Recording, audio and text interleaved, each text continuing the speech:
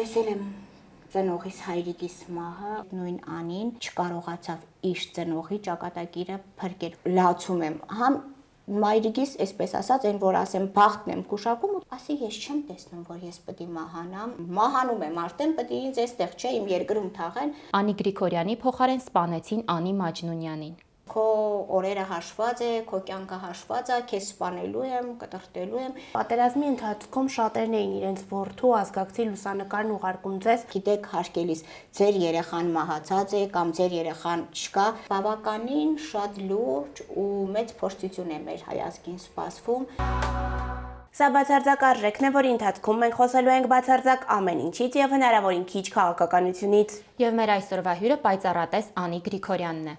Բարև ձեզ։ Բարև ձեզ։ Պայծառատես Անի Գրիգորյանին կարծես թե բոլորը գիտեն, սակայն շատերը չգիտեն ինչպես եղավ ձեր այդ ունակության բացահայտումը։ Երբ հասկացաք, որ կարողանում եք տեսնել այնպիսի բաներ, որոնք ապագայինն են։ Ուրեմն շատ փոքր էի, երբ հաճախում էի մանկապարտեզ, այդ ժամանակ, բայց այն որ իրականում հասկացա, որ տեսնում եմ այնպիսի բաներ, որոնք չեն տեսնում շրջապատի մարդիկ, ընկերներս, ընկերուհիներս, արդեն դպրոցական տարիքում հասկացա, որ ես ունեմ այնպիսի ունակություններ, որ շատ քիչ մարդիկ ունեն։ Հետաքրքիր է ինչպիսին էին մտերիմների եւ հարազատների արձագանքները կապված ձեր գուշակությունների հետ։ Սկզբնական շրջանում ինչպիսի արձագանքներ եղան։ Երբ փոքր էի, այսպես դպրոցական աղջիկ էի, համադասարանցիներից շատ էր հետաքրքրում, թե երբ ով ինչա լինելու, այսպես թաքուն ասում էի, դասարանցիներս շատ էին ուրախանում, որ Անին ասել է, հեսա կլինի, ու իրականում երեխեքը նույնպես չէին պատկերացնում, որ կար այնպիսի մի գերբնական ուժ, որին ես տիրապետում էի։ Իսկ երբ արդեն այն հասունացման տարիքում էի, աղջնակ էի արդեն, հայրս կտրականապես թեմ էր, ինքը չէր սիրում ու իր համար շատ ամոթ էր, որ իրեն ասեին, թե իր աղջիկը պայծառատես է կամ գուշակ է կամ էքստրասենս է, թե բնականաբար մեր մոտ Գյումրիում տենց է, որ պետք է միշտ, ասենք, լսես ծնողիդ, առավել եւս հայրիկին, ասենք հայրիկի խոսքը մեծ դեր ունի, ոչ թե պետք է լսել ծնողին, բոլոր տեղերում են ծնողին լսում, այլ հայրիկի դերը քո կյանքում շատ մեծ նշանակություն ունի։ Եվ հայրս կտրականապես արգելել էր, ես ճիշտ է թաքուն նորից նայում էի, որովհետեւ չնայել ես չեմ կարող։ Այդ ինձ բերում է շատ վատ իրավիճակների, նույնիսկ առողջական, նույնիսկ մինչև ընդհուպ մահ։ Անի, դեռ տարիներ առաջ դուք եւ Անի Մաջնունյանը նույն հեռուստահաղորդմանն էիք մասնակցում, եւ երբ Անիի հետ այդ դժբախտ դեպքը տեղի ունեցավ, շատերը նշում էին, որ թիրախում հենց դուք եք եղել։ Ասեկոսեներ կային, որ շփոթմունքի արդյունքում Անի Գրիգորյանի փոխարեն սպանեցին Անի Մաջնունյանին։ Գիտեք, չեմ կարող ասել, թե Անիի փոխարեն սպանեցին Անի Գրիգորյանի փոխարեն Անի Մաջնունյանին, որովհետև նախարդակնապես ազգանուններով բնականաբար տարբեր մարդիկ ենք մենք, ու երբ որ Անիի այսպես չագեշտավոր կոչված ընկերներ կամ ով էր, չգիտեմ, ասում են մահացածի մասին կամ շատ լավ են խոսում կամ չեն խոսում,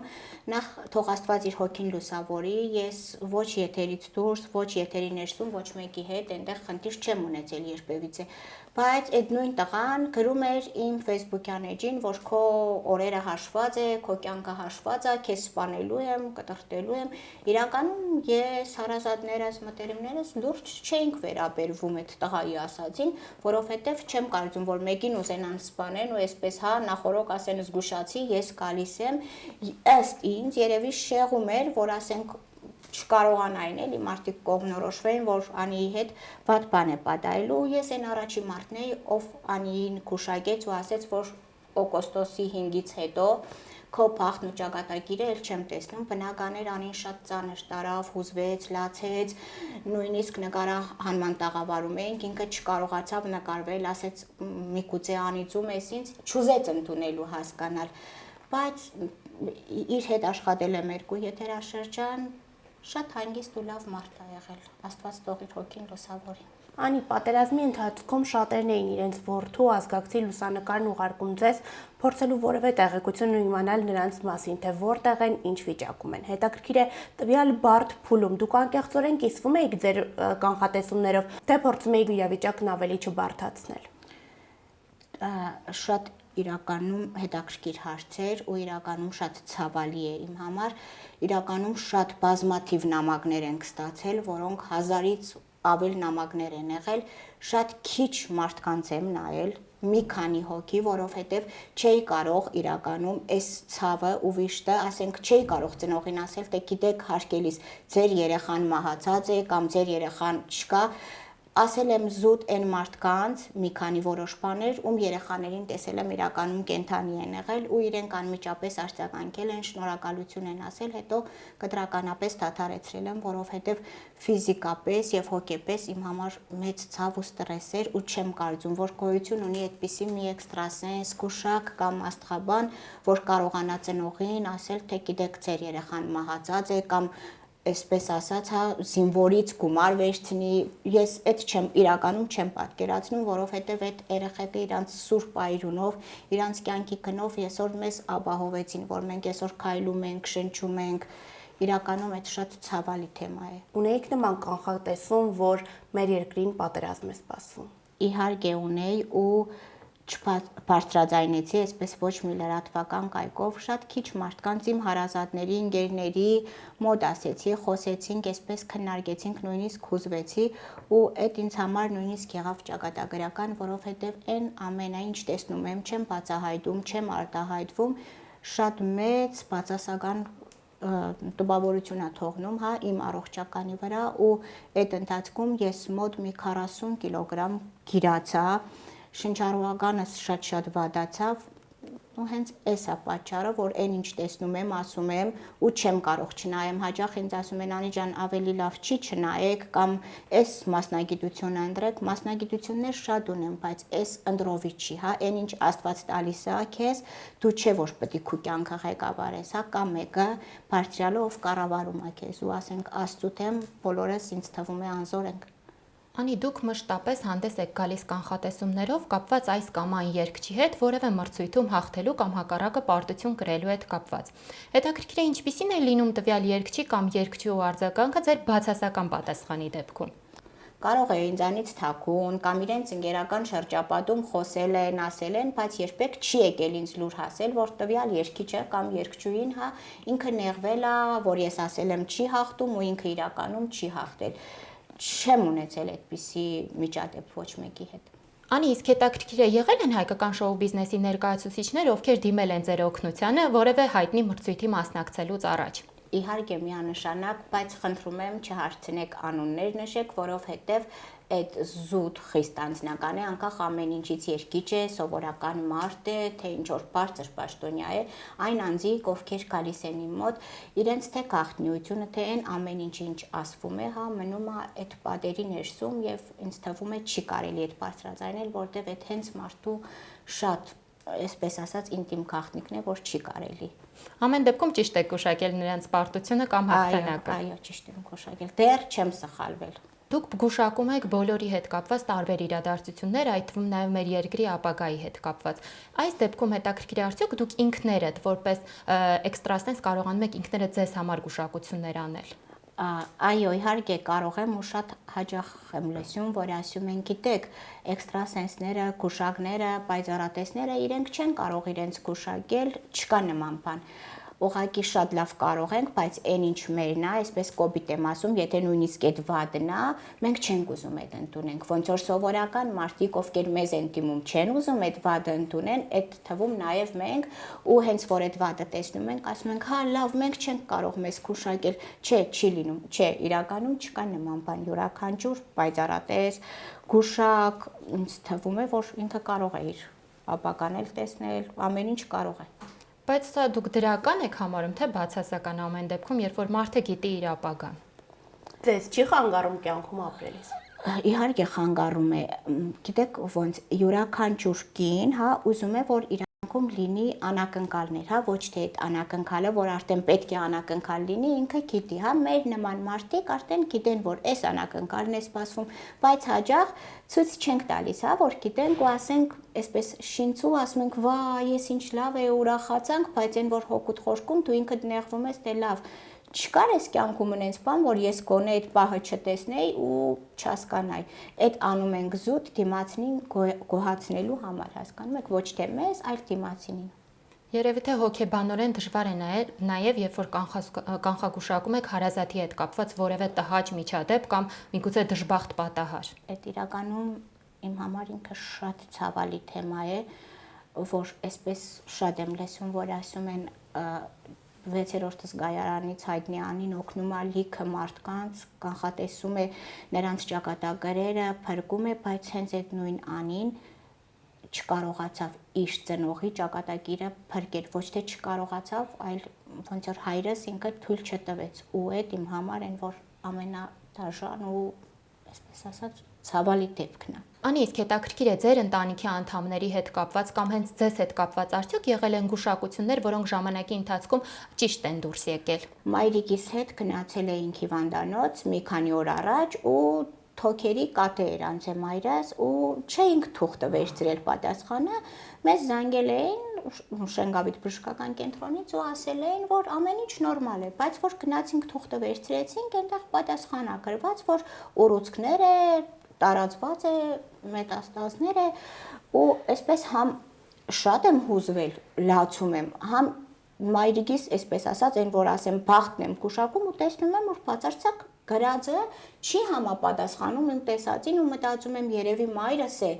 այսպես հուզվել եմ, ուզում եմ այն ամենալավը տեսնեմ ու մայրս էլ ինձ է համոզում, որ Անի ջան, մի հավատա, լավ կլինի, փոխանակ հագարակը ես իրեն համոզեմ, ասում եմ, բայց գիտես մամ ջան, քեզ նայում եմ ու այսպես արցունքները աչքերիս ասում եմ, չի կարա էլի քու հետ նման բան լինի, ես քեզ դեռ տեսնում եմ, որ պետք է ապրես ու այսպես որ շատ խնդրեցի, համոզեցի մայրիկիս, գնացինք Նայիրի բժշկական կենտրոն, որ նորից մայրս կատե անցնի, բնականին չասեցինք, որ Շենգավիթում մայրս անցել է կատեն ու այսպես բժիշկը դուրս եկավ, սենց շունչս պահած, ասում եմ, հա, ու մինչև գնալը վարորդիս ասում եմ, գիտես, հեսա կնայի, կասի բացարձակ ոչ մի բան չկա, նույնիսկ թոկաբորբ չկա, եղել է բրոնխների խնդիր, անցել է ու վարորդս երևի մտածում է ինքը իր մեջ, թե ես այնքան հուսահատ եմ արդեն, որ սկսում եմ հորինելը։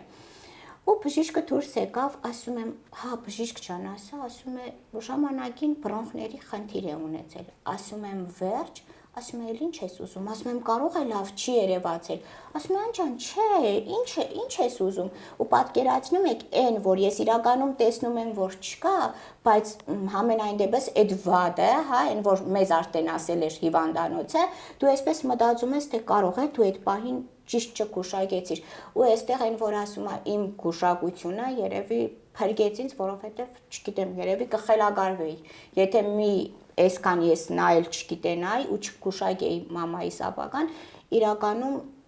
ամբողջ գիշեր իմ համար ստրես էր, մինչև որ Նայիրիում ասեցին, որ չկա նման բան Նայիրի բժշկական կենտրոնում։ Իսկ ձեր հետ կապված արդյոք նման բան եղել է։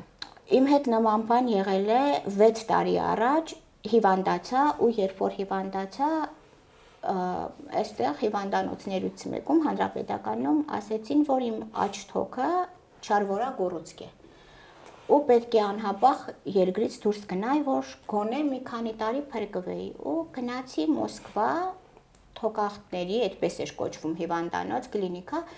Այնտեղ բժիշկները նայեցին, իրականում հաստատեցին, որ ես այդ հիվանդն եմ ու ասեցին շատ լավ կլինի, որ գնաս քո երկիրը, որովհետև մենք չենք հասցնում։ Ու երբ որ մայրիկիս հետ էի նորից գնացել, զանգեցինք, եղբայրս ասեց չի կարող այդպես բան լինի ու այսպես բոլորն են լացում, ես չեմ լացում ու այդ եղել է երևի իմ կյանքի ամենամեծ դեպքը ճակատագրական, որ ես ինձ նայել եմ ու այդ ժամանակ այնքան դժվար էր, որ դու ինքդ քեզ ես նայում, իմ նկարը թրել է ու նայում եմ ու այնքան հետաքրքիր է։ Ինձ ասում են շատ արագ է զարգանալու քո երկիր գնա, բայց ես տեսնում եմ, ես ապրում եմ, շարունակում եմ ու այսպես պարկել եմ, ասում եմ Աստված ջան, կարող է ես եմ սենց ուզում, էլի, իրականում չկա այդ ամեն ինչը։ Ու գնացինք Գերմանիա, որպեսզի ինձ կարողանան փրկեն, նույն պատասխանը այնտեղ եկավ։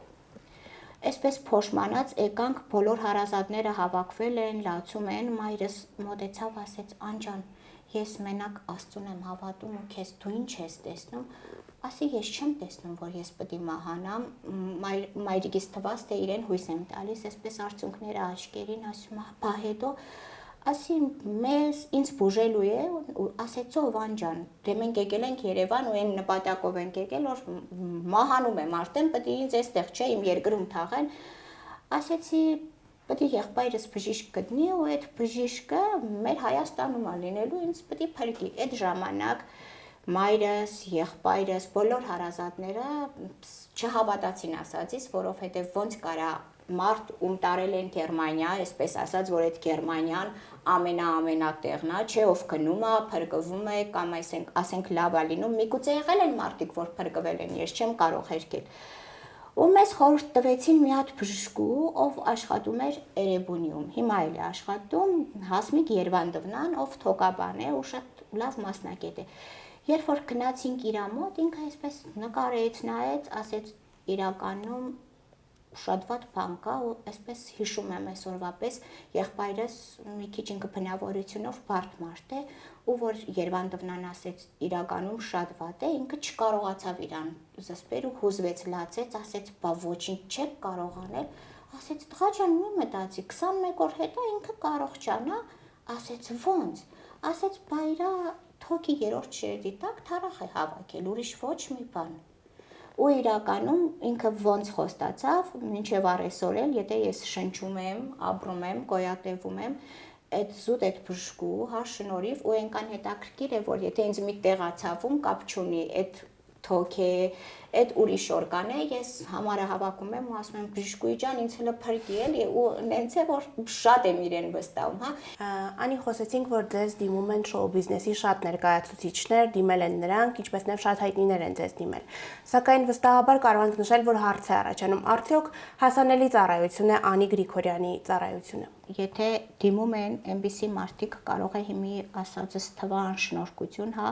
ով գալիս է ու ինձ ասում է, գիտես, Անի ջան, պետք է գնամ կրծքերս կամ քիթս վիրահատեմ, այդ լավ լինելու է, բնականաբար ոնց կարամ նման մարդկանց համար այնպիսի մի արժեք ասել, որ ինքը մատչելի լինի։ Միանշանակ ոչ, պետք է չէ, բարձր թիվ ասել։ Իսկ նորից եմ կրկնում, այն մարդիկ, ովքեր ունեն փոքրիկ երեխաներ, ովքեր ֆինանսապես անապահովված են, ովքեր ծառայում են Հայաստանի Հանրապետությանը, իրենց համար անվճար է։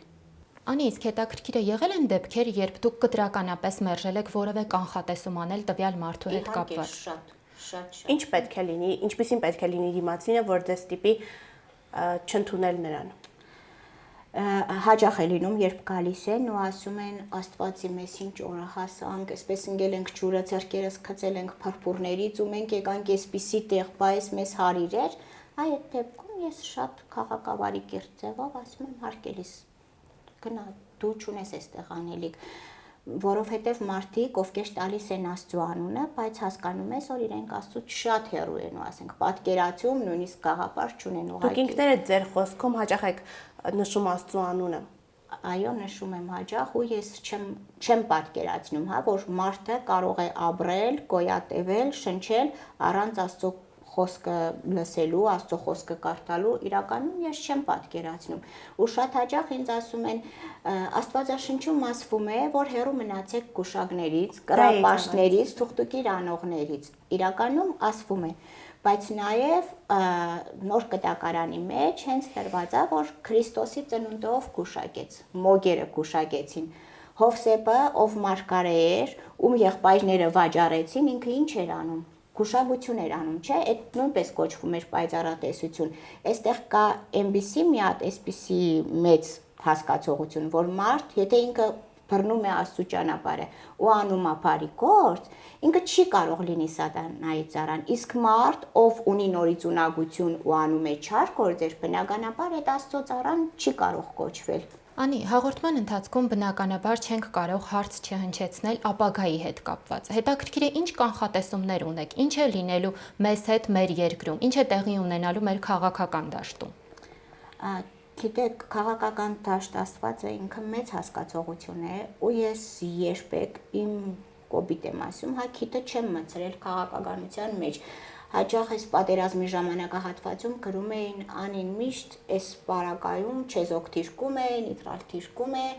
ես չեմ կարող, հա, մարդկանց վերցնեմ ռոպագանդեմ ու ասեմ, գիտեք, պատերազմը վատ է, պատերազմ է լինելու կամ չի լինելու, կամ այս ղեկավարը լավն է կամ այն մյուս ղեկավարը վատն է, որովհետև էլի եմ կրկնում, Աստվածաշնչի մեջ ասվում է, թագավորինը տվեք թագավորին, կայսրինը կայսրին, քահանայինը քահանային, այդ թվում իմը տվեք ինձ։ Ինչ մնում է, թե մեզ ինչ է սպասվում, մեզ բավականին շատ լուրջ ու մեծ փորձություն է մեր հայազգին սպասվում,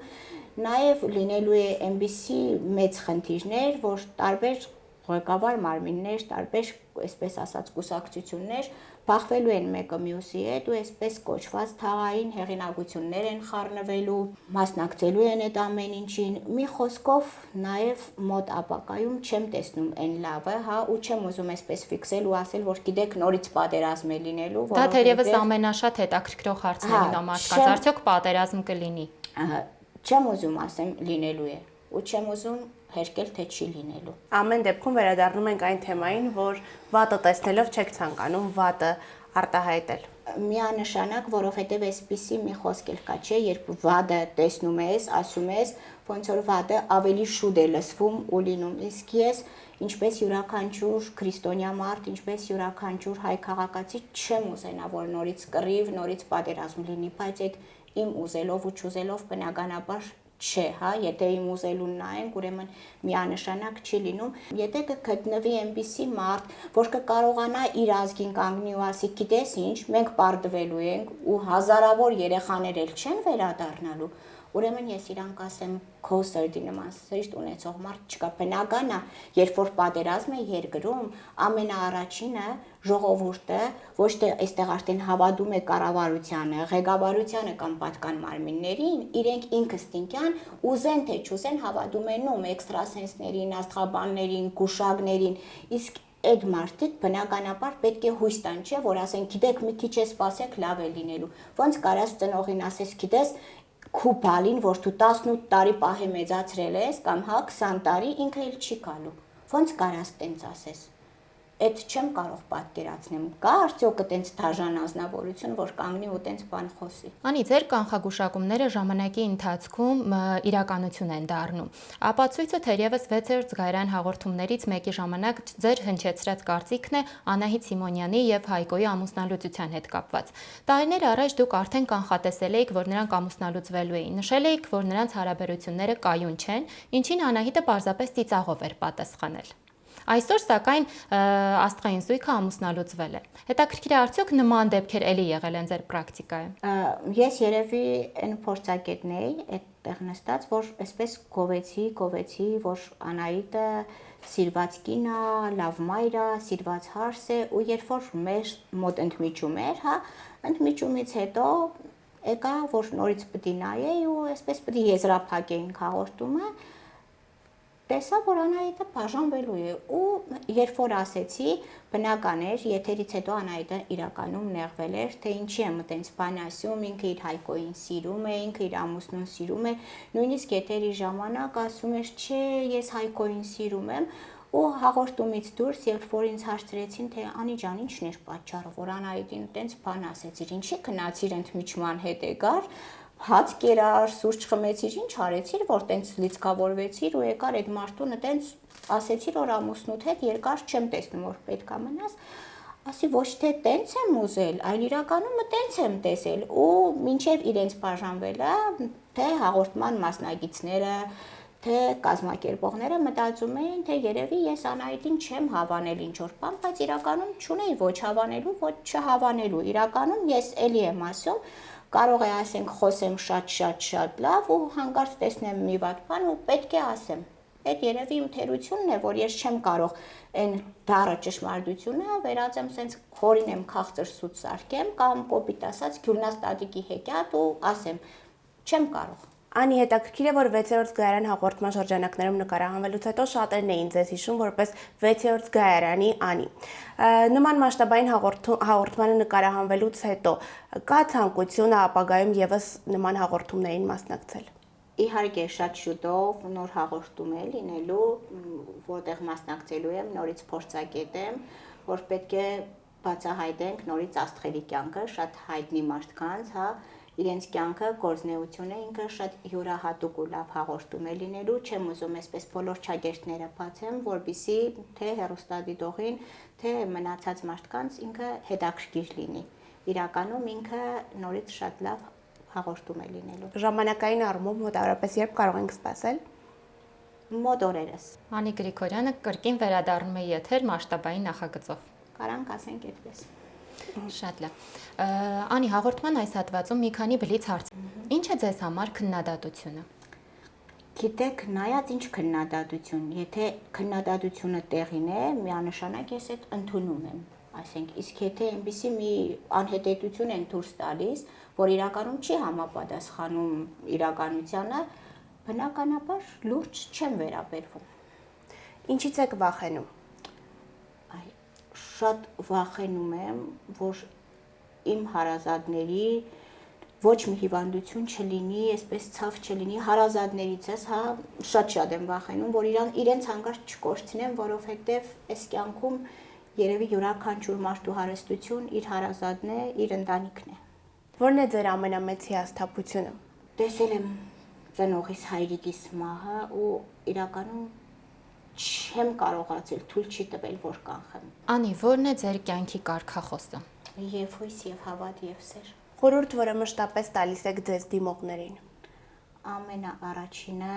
սիրեք ձեր մերձավորներին, ինչպես պատվիրել է Տեր Աստվածը։ Եվ վերջում, որն է ձեզ համար բացարձակ արժեք։ Ինձ համար բացարձակ արժեքն այն է, որ ամենաառաջինը, հա, որ ընտանիքս, ընկերներս ու այն մարդիկ, ում ես շատ եմ սիրում։